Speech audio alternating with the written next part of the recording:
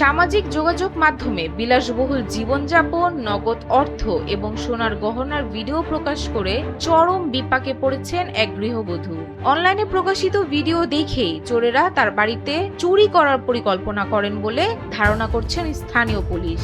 গেল শনিবার ভোরে ভারতের মধ্যপ্রদেশে শিবপুরী জেলার মোহানি গ্রামের এক ইউটিউবার রচনা গুর্জারের বাসায় এই ঘটনা ঘটে। অজ্ঞাত চোরেরা তার বাসায় প্রবেশ করে তাদের পরিবারের সবাইকে একটি কক্ষে আটকে রেখে প্রায় ৮ থেকে ১০ লক্ষ টাকার মালামাল লুট করে নিয়ে যায়। ভুক্তভোগী রচনা গুর্জার জানান, রাত ২টার দিকে পরিবারের সবাই ঘুমিয়ে থাকা অবস্থায় চোরেরা ঘরে ঢোকে। চুরির আগে লাঠির সাহায্যে সিসিটিভি ক্যামেরার দিক ঘুরিয়ে দেয়।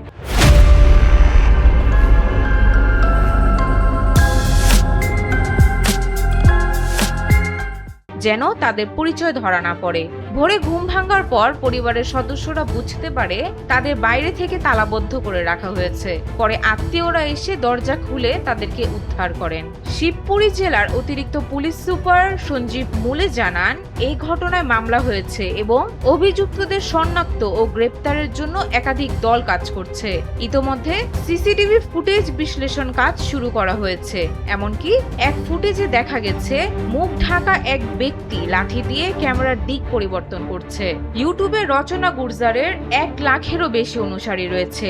তিনি সম্প্রতি তার বাড়ি, গহনা এবং নগদ অর্থ সহ বিলাসী জীবনের নানা ভিডিও প্রকাশ করেছিলেন। একটি ভিডিওতে তিনি বাড়ির প্রবেশ পথ থেকে শুরু করে বিভিন্ন কক্ষের বিস্তারিত দৃশ্য দেখিয়েছেন এবং অন্য একটি ভিডিওতে গহনা ও নগদ অর্থের ভিডিও প্রকাশ করেছিলেন। পুলিশ বলছেন, এইসব ভিডিওই চোরদের জন্য চুরির পরিকল্পনা করতে সহায়তা করেছে। ঘটনাটির পর থেকে সামাজিক যোগাযোগ মাধ্যমে ব্যক্তিগত সম্পদ ও বাড়ির অভ্যন্তরীণ দৃশ্য প্রকাশের ঝুঁকি নিয়ে নতুন করে সতর্কবার্তা দিয়েছেন তিনি।